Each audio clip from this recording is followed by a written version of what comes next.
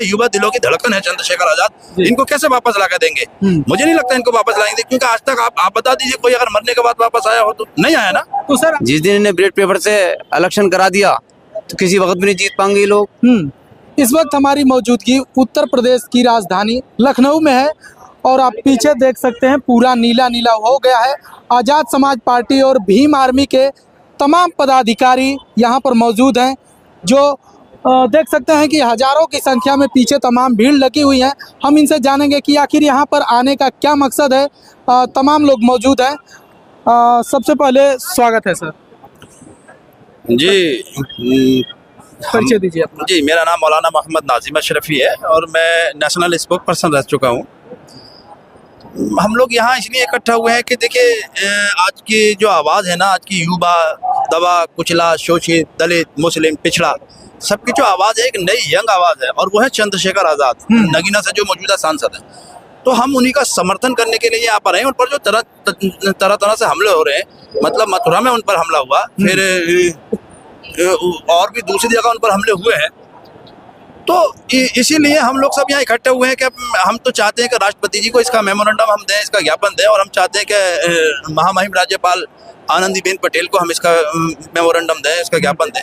उनके लिए सुरक्षा के लिए सब लोग यहाँ इकट्ठा हुए हैं। हम लोग चाह रहे हैं कि भाई उनको Z+ सुरक्षा दे दी जाए। अगर जो भी है, बहरहाल सरकार उनको सुरक्षित नहीं रख सकती। हालांकि भारतीय जनता पार्टी कहती है सबका साथ, सबका विकास, सबका विश्वास।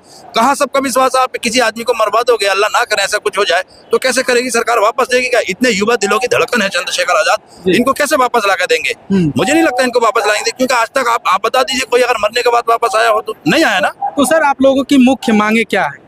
हमारी मुख्य मांगे यह है कि दलित, पिछड़े, मुस्लिमों पर और जो शोषित वर्ग है उन पर एक तो अत्याचार बंद करो, ये दादागिरी की राजनीति बंद करो, ये पुलिस के ऊपर पुलिस प्रशासन के ऊपर अपनी दबंगई दिखानी बंद करो, और चंद्रशेखर को सुरक्षा दो, ताकि किसी भी आदमी का एक जीवन बहुत बहुमूल्य और उसकी सुरक्षा होनी चाहिए। और वो तो आजकल के युवा दिलों की धड़कन है, देश की नई आवाज है। तो इसलिए हम चाहते हैं कि उनकी सुरक्षा बढ़ा दी जाए। तो सर एक तरफ अगर देखा जाए तो समाजवादी पार्टी तमाम दावे कर रही है, PDA का एक संगठन भी चला रही है, तो इस पर आपकी क्या राय है? PDA की फुल फॉर्म मुझे पता ही नहीं चला। PDA पिछड़ा, दलित और अल्पसंख्यक है, या मतलब पता नहीं चला वो ऐसा क्या है, बाद में उनका अगड़ा है क्या है।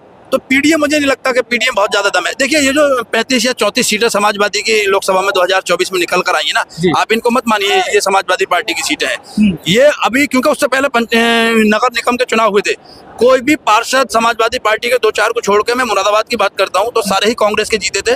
तो उस वक्त में एक भारत जोड़ो यात्रा निकाली थी, राहुल गांधी थे, और लोगों को सिंपैथी दी। तो कांग्रेस के साथ जुड़ने के बाद अखिलेश यादव को समर्थन के साथ वोट कर गए, इसलिए उनकी सीटें आ गई। बहरहाल समाजवादी का पार्टी का प्रदेश में कुछ है नहीं। या तो लोग थोड़े बहुत पुरानी यादें, जो बुजुर्ग लोग हैं वो चाहते हैं कांग्रेस, और युवा दिलों की जो धड़कन है वो सिर्फ चंद्रशेखर को चाहते हैं, बाकी और तीसरा को। शुक्रिया सर। और तमाम लोग जो मुरादाबाद की धरती से आज यहाँ पर मौजूद हैं, जो लखनऊ राजधानी में है। सबसे पहले चैनल में स्वागत है। मेरा नाम RB भारती है, मैं आजाद समाज पार्टी जिला प्रभारी मुरादाबाद से हूँ। आज जो हम लोग यहाँ आए हैं जी, सिर्फ इसलिए आए हैं कि आदरणीय चंद्रशेखर आजाद जी जिस घटना पर जाते हैं, पता लगा दूसरे दिन को दूसरी जगह घटना हो गई, दूसरे जिले में हो गई, और इतनी घटना हो गई कि पता नहीं इनका लाइन ऑर्डर कैसा है कि अनगिनत घटना उत्तर प्रदेश में हो रही है, देश में हो रही है। इनकी सरकार में पूरी तरह से जंगल राज कायम है। योगी जी को चाहिए कि इस्तीफा दे करके, अगर सरकार उनसे चलाना नहीं आती है ढंग से, तो उसका इस्तीफा दें, इस्तीफा दे करके राज्यपाल को, और यहाँ राष्ट्रपति शासन लागू किया जाए। अच्छा, जिस तरह से तमाम सरकार के दावे हैं कि उत्तर प्रदेश भय मुक्त हो गया है, तमाम अपराधी जो है ये प्रदेश छोड़कर निकल गए हैं, मैं इस चैनल के माध्यम से कहना चाहूँगा, ये सब इनका कोरा झूठा बकवास है। सिर्फ हिंदू मुस्लिम के नाम पर ये सरकार चल रही है। इनकी सरकार में जब आम आदमी सुरक्षित नहीं है, नेता सुरक्षित नहीं है, इनकी सरकार में बहन बेटियां सुरक्षित नहीं है, कौन सुरक्षित हो सकता है? ये इनका कोरा झूठ है, बिल्कुल झूठ है। देखिए, मैं इस पर जवाब देना चाहूंगा। अपराधी मुक्त प्रदेश नहीं हुआ। असल में इनका क्या था, एक पैचअप था, इनका एक फिक्स था कि भाई 2 गुट थे अपराधियों के, तो इन्होंने कहा चलो आपने काफी दिनों राज कर लिया, एक अपराधी गुट बाहर निकल जाता है, दूसरा अपराधी गुट सत्ता कर लेता है कुछ दिनों, तो ये बांट के सत्ता कर रहे हैं। अपराधी मुक्त नहीं हुआ। हाँ, इतना हुआ, एक अपराधी गुट चला गया और दूसरा अपराधी गुट आ गया। मैं समझता हूँ कि मतलब ये इतने हमलों की क्या वजह हो सकती है? एक संभल का सीओ मतलब जिसको बिल्कुल ये राइट ही नहीं है कि वो इन राजनीति की कोई बात करे।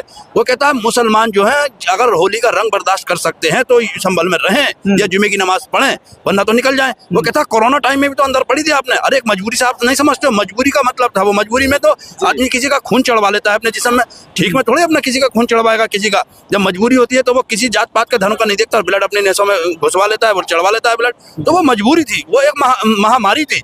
उस वक्त में नमाज पढ़ ली हो गई होगी, लेकिन एक जुमा की नमाज ऐसी है जो बाजमात होती है और दोपहर के वक्त में ही होती है और जुमा के दिन होती है, स्पेशल नमाज है। तो वो कहता है आप घर रहकर पढ़िए।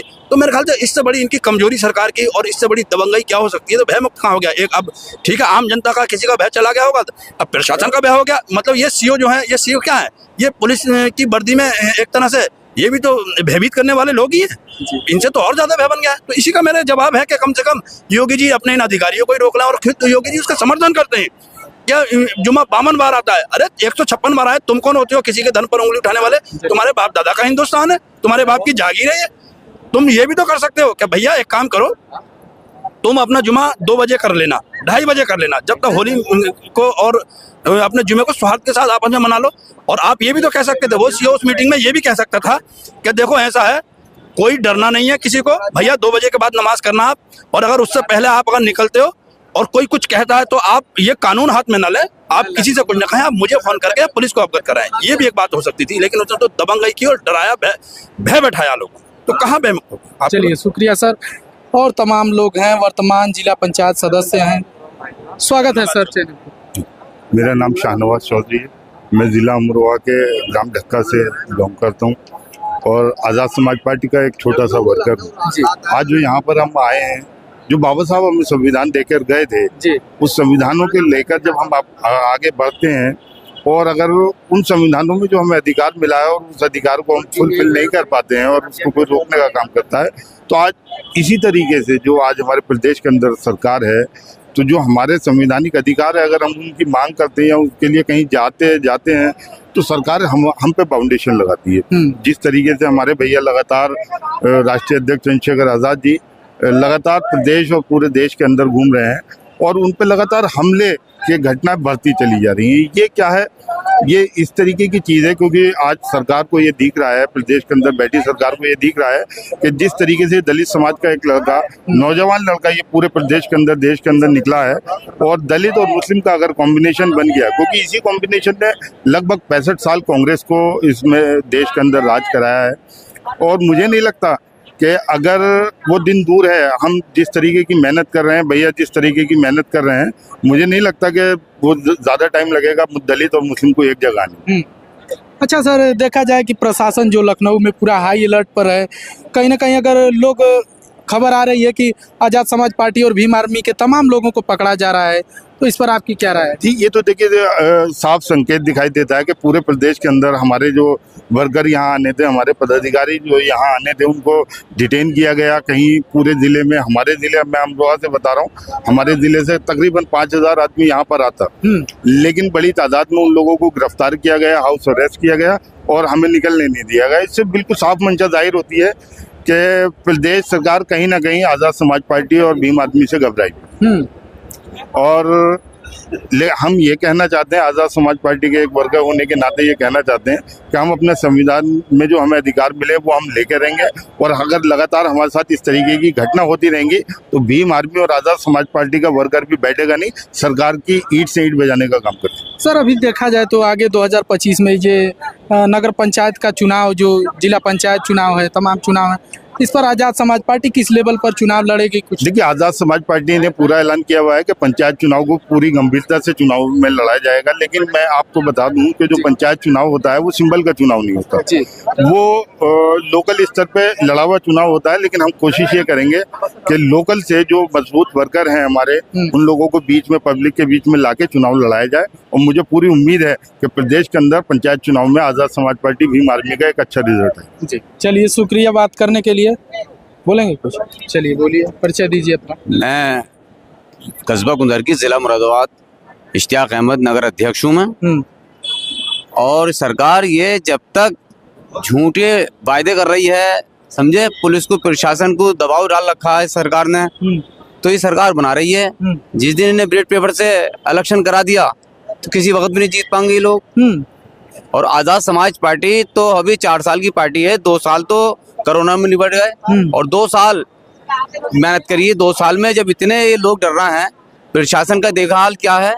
प्रशासन ने चारों तरफ से हमें घेर रखा आज है, फिर भी हम इनसे नहीं डर रहे हैं, प्रशासन से बिल्कुल भी।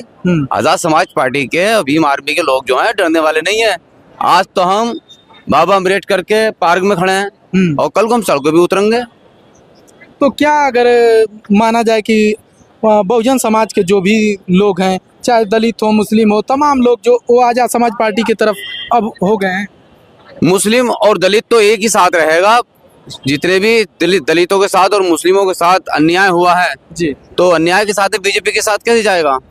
तो जितने इन्होंने अच्छा ही काम करते, ये अच्छे काम करते तो इन्हें इतनी परेशानी नहीं पड़ती जितनी दिक्कतें पड़ती है ना।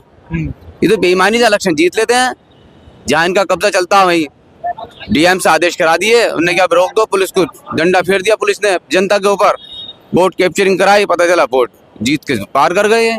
चलिए तो देख सकते हैं आज़ाद समाज पार्टी और भीम आर्मी के तमाम पदाधिकारी यहाँ पर मौजूद हैं, जो आज लखनऊ उत्तर प्रदेश की राजधानी आज पूरा नीला नीला में विलीन हो गई है। और देख सकते हैं आज़ाद समाज पार्टी के तमाम पदाधिकारी। आप इनकी बातों से कितना सहमत हैं कमेंट बॉक्स में बताइए और मिलते हैं नेक्स्ट वीडियो में। जय हिंद, जय भारत।